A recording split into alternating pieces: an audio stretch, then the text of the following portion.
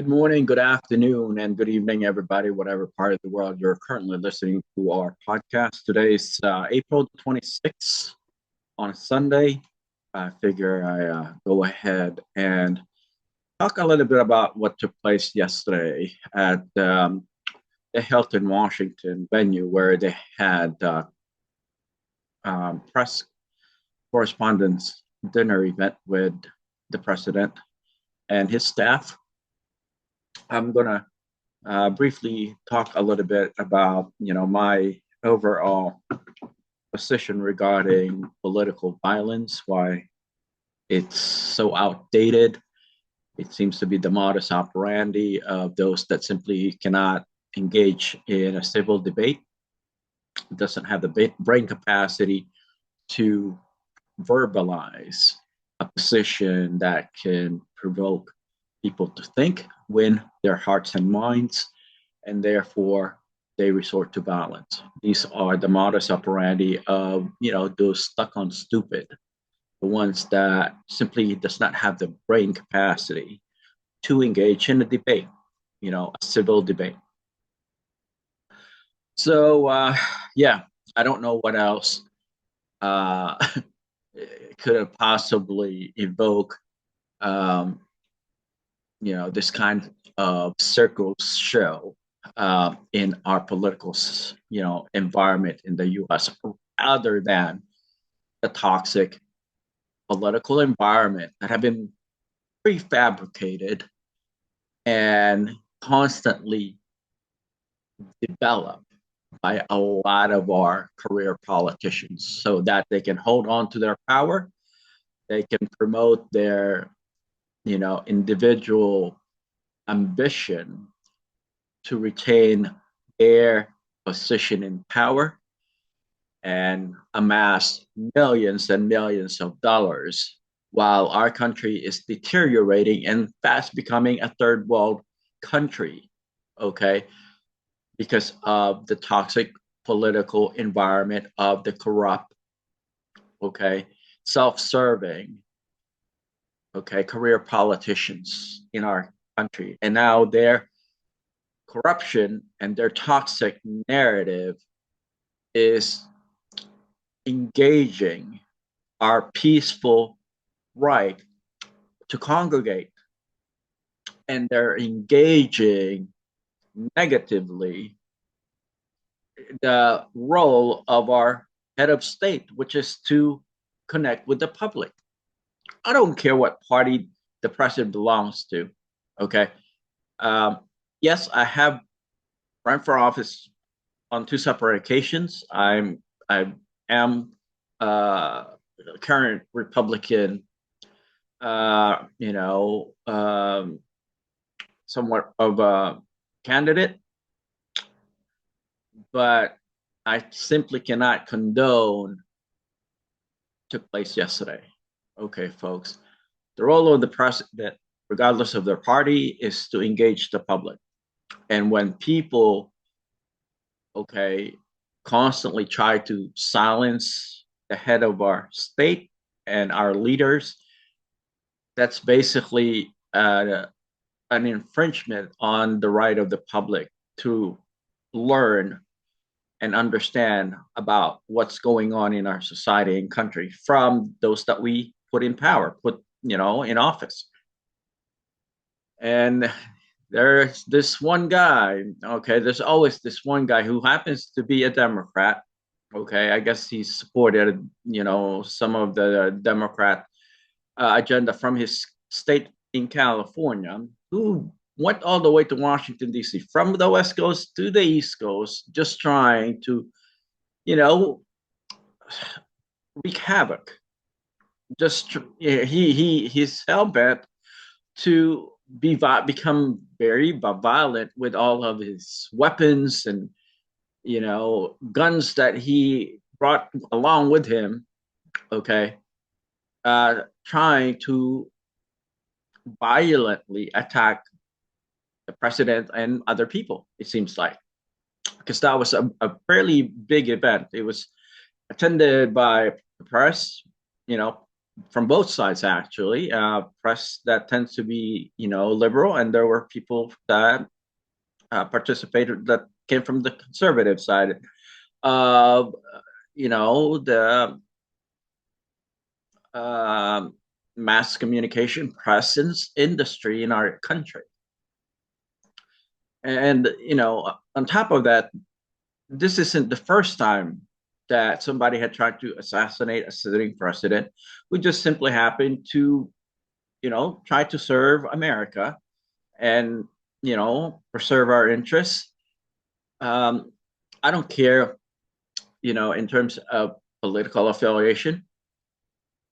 I think we need to wake up as Americans, as Virginians, as whatever, citizen from whatever state you're from, and collectively say this isn't going to be accepted.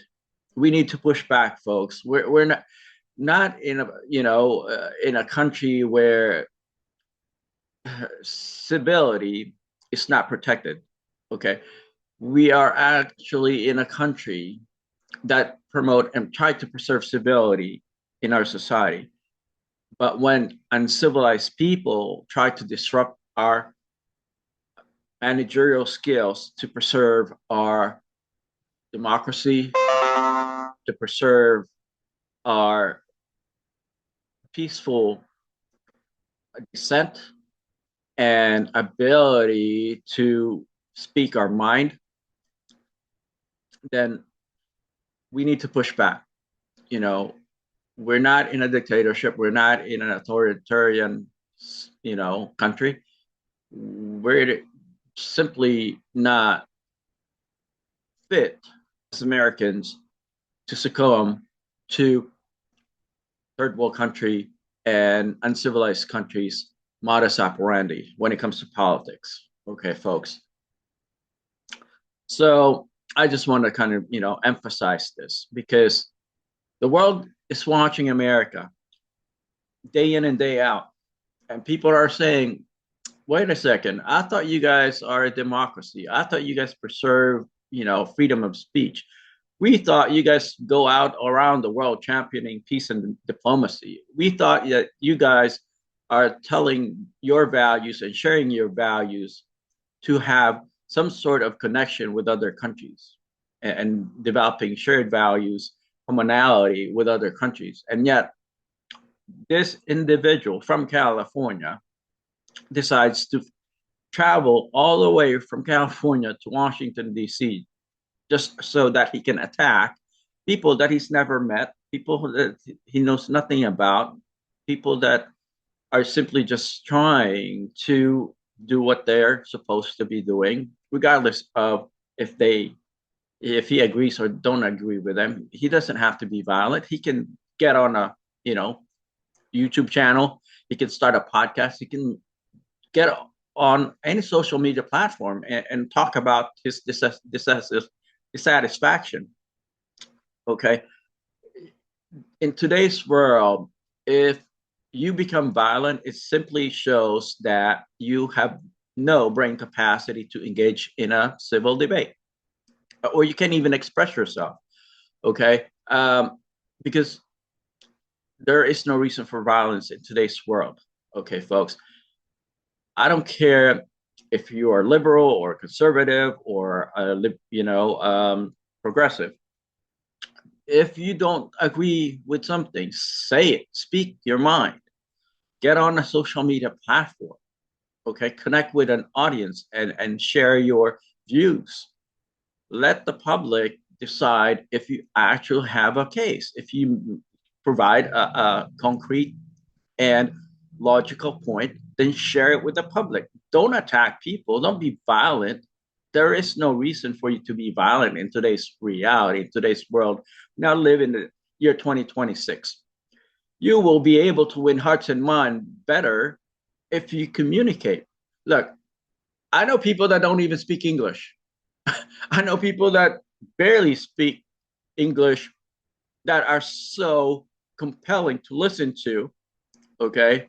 And they go on social media and speak their mind, and they're compelling people that do speak English as a first language understand their point of view, because instead of them becoming violent, they're actually out there communicating, using their brain capacity to win hearts and minds. And then you have people that uses violence trying to make a point which has no merit whatsoever. Not in our society in America, no, not in any country around the world. There is no point for violence, folks. It just simply shows that that your inability to convey your ideas, thoughts, vision, and opinions is disjointed. You simply cannot compel people to believe in you or understand what it is that you're trying to share with them, or you simply don't have a case to share with them. You don't have much of a point to stand on. All right, folks. So I'm saying this because I am truly grateful that the president, Mr. Trump, and his family were not, harmed on this third assassination attempt, and others on that event or have participated in that event was not harmed as well. Fortunately, there was a security officer who happened to have a vest and survived the shot. I believe he was shot.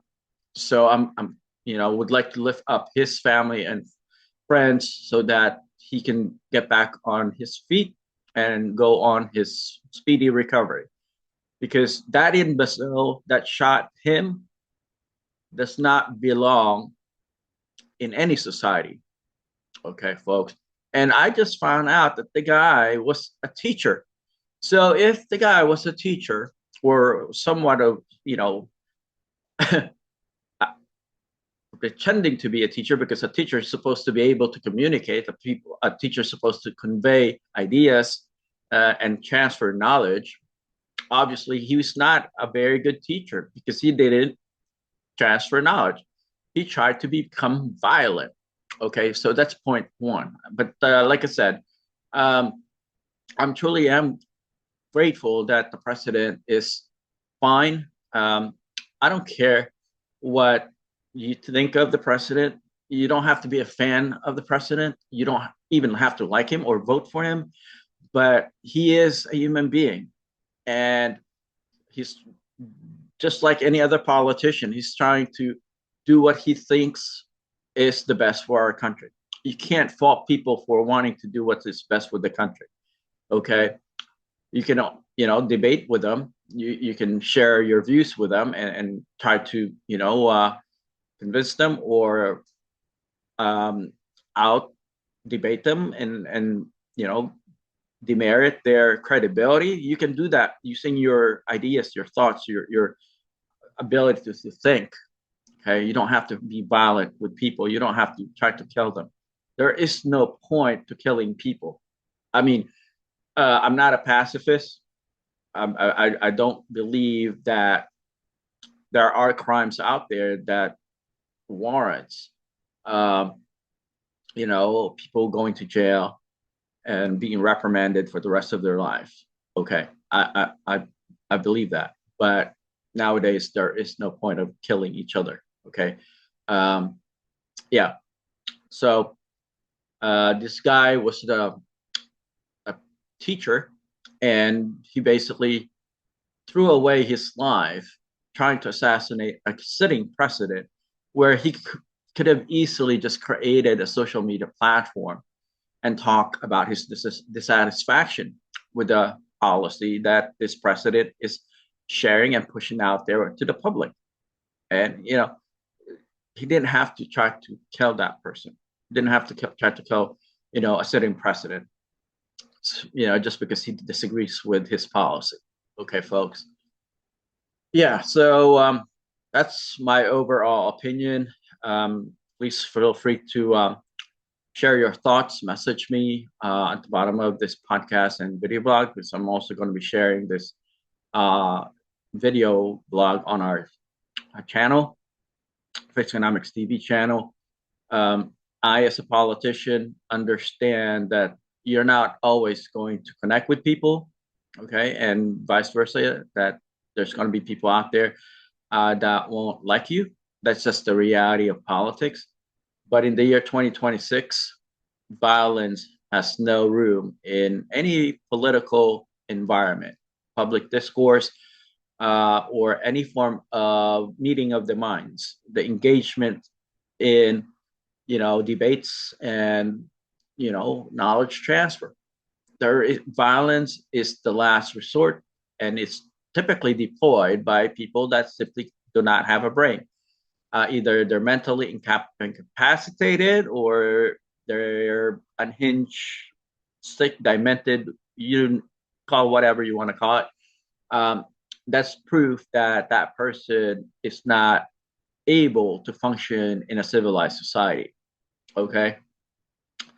So that's my overall point of view. Please let me know what your thoughts regarding what happened yesterday in Washington, D.C. at the White House Correspondence Dinner event at the Hilton, Washington venue. Yeah, so sad. I mean, third world countries are behaving. Second world countries that are not even as fluent and as powerful and as wealthy, okay, as the U.S. are behaving. They used to be the ones that do these kinds of things. They attack their politicians. They do all sorts of harm and violent things to their own politicians in these poorer countries. And now it seems like America is mimicking that of other countries that are not even as wealthy or as civilized as, or quote unquote civilized, because we're supposed to be a civilized society in America. But when you have people trying to shoot our politicians, then that doesn't show a lot of civility. Okay, folks, I don't agree with all our politicians. Obviously, I don't think anybody would ever agree with one single person, especially if you have the ability to think for yourself. But regardless of what that person is saying, you don't have to believe that person. You don't have to follow them. You don't have to subscribe to their, opinions, ideas, and thoughts, and even vision. But you do not have to kill that person. You do not have to be violent against that person. Okay. Uh, Being violent is very strong indicator of your weakness. A weak person is violent because they cannot express their thoughts. They're not able to verbalize their feelings. They cannot engage in a civilized debate. They have no brain capacity to motivate themselves to participate in the meeting of the minds. And therefore, they use violence trying to silence the opposition. Typical, would stonewall you. I mean, it happens in politics. There's a lot of politicians out there that stonewall and silence their opponents, but at least they're not violent towards them. Okay, so violence is the last resort of any form of engagement, because that shows that you're just not qualified, or you simply don't have the thought process to engage in a civilized debate, the meeting of the minds. With this said, folks, thank you so much for your time listening to my podcast. My name is Al Mina with the Face Economics Podcast. And I'm also going to be uploading this podcast on our YouTube channel, Face Economics TV. Please subscribe, share, and like our very different, very unique platform.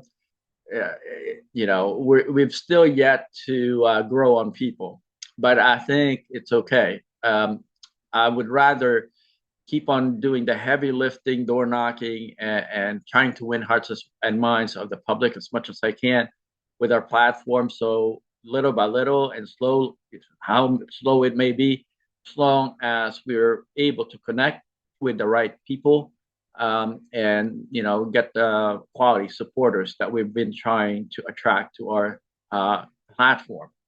So many people, I'm gonna go ahead and transition into the social media platform. because that is our platform. Face Economics is the utilization of the social media platform in economic development worldwide. Um, but with that said, I know there are some ramifications on the effects of the social media on people. Okay, so you have to use social media just like you use any other tool on planet Earth. If you use a tool to build a house, a hammer to build a house, you'll build a really nice house with that hammer. If you use a hammer to pound on people, then you, in effect, would have destroyed that person.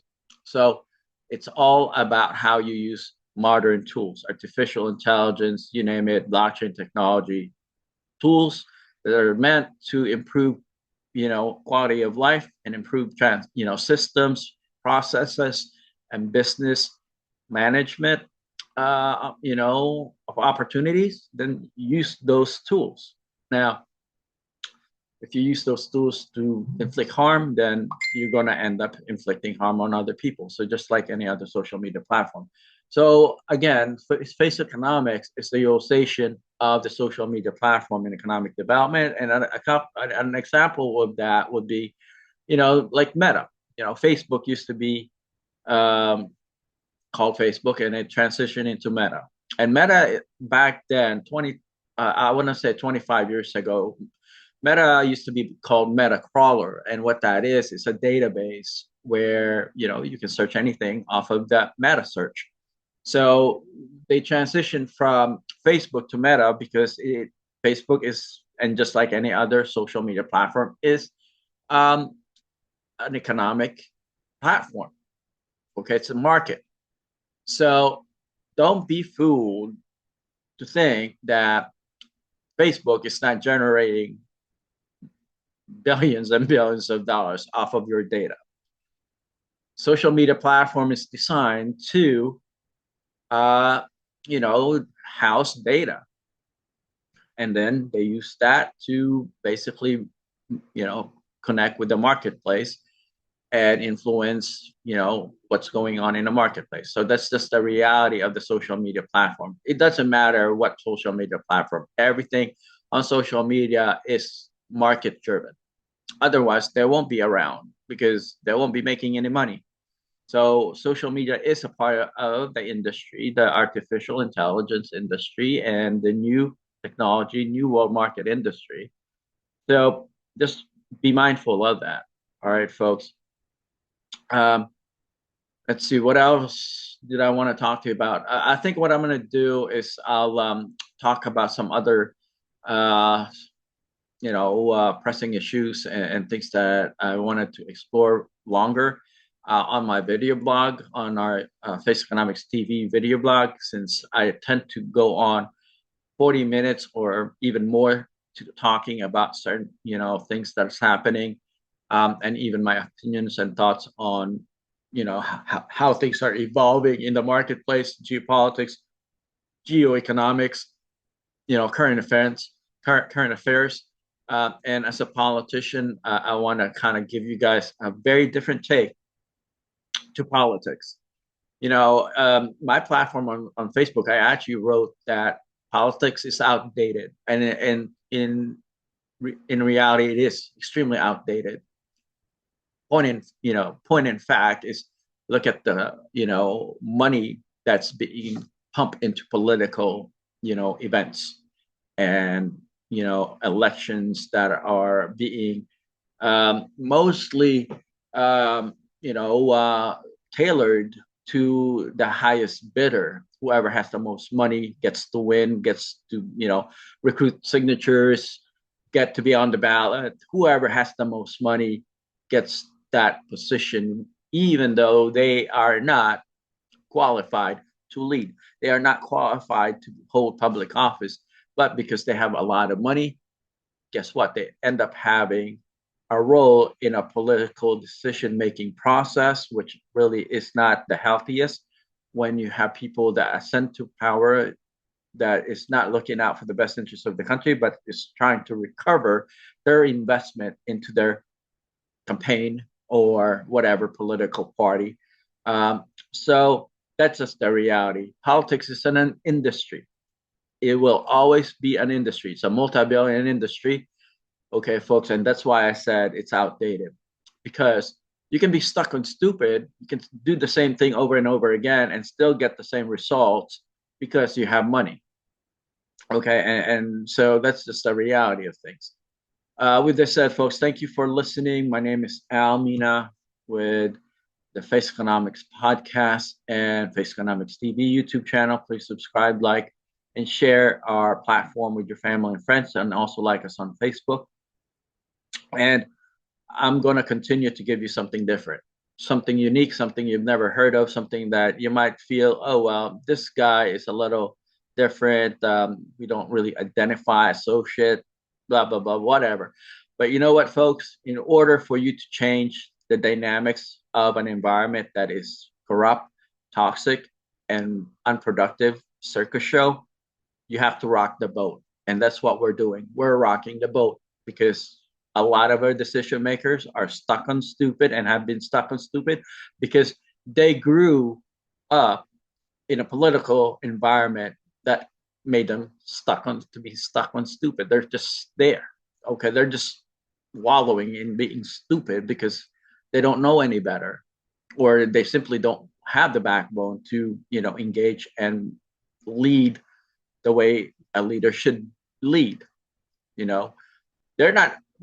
The politicians are pretty strange sometimes. They're trying to win hearts and minds by selling ice cream. But guess what, folks? If you want to be a leader, you can't sell ice cream. You actually have to lead and let people understand that, okay, this is how things has to be. And you convince them. You make sure that they understand your position. You just don't dictate to them. Okay. You just don't make them do what you tell them to do. You compel them to think, and you have to verbalize your thoughts. You have to actually convince them to support you. And that's what leadership is about. Okay. You don't just use money. You just don't try to sell ice cream to people. You actually create something different and see if it's something that they want. Okay. And provide a solution. That's how you know that's how you share leadership. That's how you promote leadership. Okay, folks. So, well, thank you so much for your time. My name again is Al Mina, Face Economics author and podcaster on the Face Economics podcast platform, and video blogger on our YouTube channel, Face Economics TV. Thank you for listening. I hope you all have a wonderful week ahead. Take care. Bye-bye.